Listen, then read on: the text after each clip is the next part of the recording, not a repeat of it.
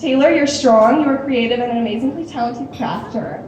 You bake like a champ, you are always there to listen and to give advice. You can make anyone laugh no matter what it takes, even if it's at your own expense.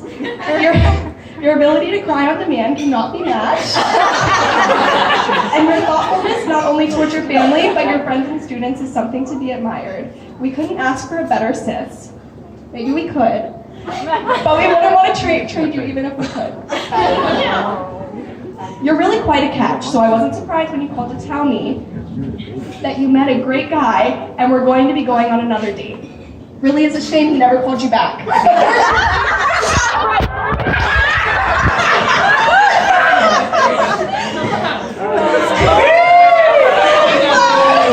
I'm kidding.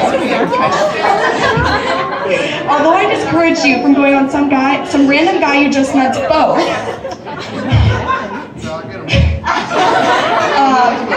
For some reason, you felt strongly enough and went on the boat anyways. Turns out he didn't tie rocks to your ankles and push you overboard, as I had suspected. Go figure. Instead, it turned into so much more. Good thing you didn't listen to me, because you found your match. Seeing you two together was sometimes sickening, especially in Aruba. You guys know that. I'm not going to elaborate on that. You can ask them. But I cannot deny how much you truly love each other. You make each other laugh when no one else in the room joins in, and keep each other sane when no one else can. Taylor, you're the appetizer buffet to Bryce's football game, and Bryce, you're the Slurpee to Taylor's 7-Eleven run. Need I say more? Bryce, I got your section, buddy. So, although we haven't been around each other all that much since I lived so far away, I was surprisingly able to come up with plenty of embarrassing stories about you already. The hard part is to come up with one that's not embarrassing. Right. So some were completely inappropriate to share in mixed company. So we're going with a classic that's going to continue to be told for years to come in this family. So let's cut to your very first McMahon Christmas. Yeah. So for those of you who know our family, you know we enjoy the occasional joke or prank, maybe a little too much. So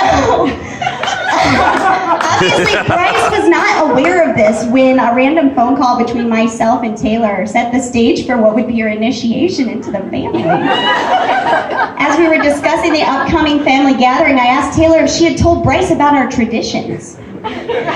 With Bryce right next to her, she explained that she hadn't told him about all of them yet. Well, I said, Taylor, you better prepare him for caroling sooner rather than later. So gullible Bryce, he questioned the legitimacy of the tradition a little bit. He didn't believe it at first. But it didn't take long for Taylor and I to further explain the attire, the songbooks, and the expectations of each participant. So as Taylor described, Bryce then spent the next month or so learning the family classics on his guitar. And prepping for the big event, outfit and all. So cut to Christmas Eve, we're all sitting around the dinner table just having finished our meal. And Sophia, my 8-year-old at the time, yep, the kids were in on it too. She asked, when are we going caroling? Oh, Mom said, we better get going. Everyone go get dressed. Girls, ours are in Mom's closet. Okay, Bryce, you go get dressed there. So a few minutes later, out walks Bryce in his fancy caroling garb, guitar in hand. Gotcha!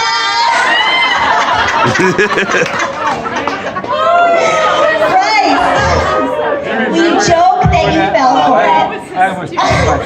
But in all honesty, the effort you put forth to be prepared for what you believed was an important family tradition meant the world to us. We welcome you to the family with open arms, but a few words of advice. Number 1, be able to take a joke and intense sarcasm without being insulted. But remember that you are never able to direct that at Taylor. Just ask my husband, Jesse. It will never work out for you. Number 2, always be willing to participate in family traditions, holidays, vacations, theme nights, because you know we love those, and family game nights, which we can now officially change to the McVanderwell games. Yeah, they're real people. people. We have a plaque and all. So, and number 3, remember that we do not take returns or exchanges for any reason, including extreme hangriness, FOMO, lack of decision-making capability, or inexplicable crying and lip quivering. We won't take her back. Okay. So, now for the marital advice portion of the evening. I know many of you may not believe this, but I am 10 years older than Taylor. I know, I don't look it. My makeup took an additional 5 off. So, thank you, Michaela.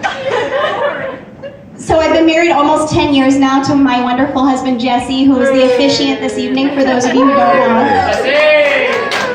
So I have a lot of wisdom to share. In preparation for your life together, you both know I already gave you a book on marriage to prepare you for your journey. So instead of me giving the advice, I thought it'd be best to do kind of a question-answer quiz session with you two. You see those nervous looks on their faces, people? That's because they never read the book. I can't read. Okay, he is from Alabama.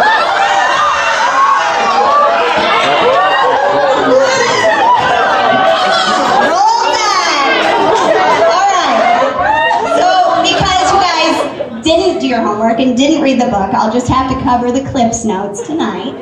So, live to make each other happy.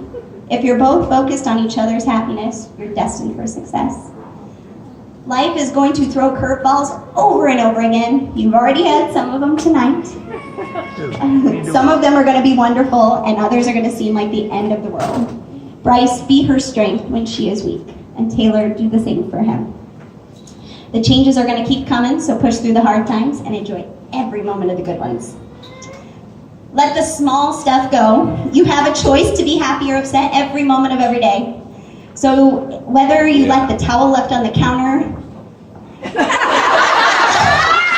cabinet door left open, or the water bottle sitting on the nightstand, whether you let them cause you even a moment of unhappiness is up to you. Remember that annoying little stuff is what you'll miss if one of you is gone tomorrow. Learn to fight better, married people. Can you agree with me here? You will fight, so make sure everyone that you have you learn something from and get better at. You fight with the ones you love because you expect the most out of them. Don't forget about the love part when that happens. Sometimes you can stop in the middle and just ask for a reset. Remember that men truly are from Mars and women are from Venus. You will never truly understand what goes on in each other's heads, and some things will just get chalked up to that. And probably the most important thing, Bryce, is to always remember to tell Taylor every single day those 3 very special words. You are right. No. So, we love you both and wish you nothing but the most amazing life together. Enjoy the ride. Here's to love, laughter, and happily ever after.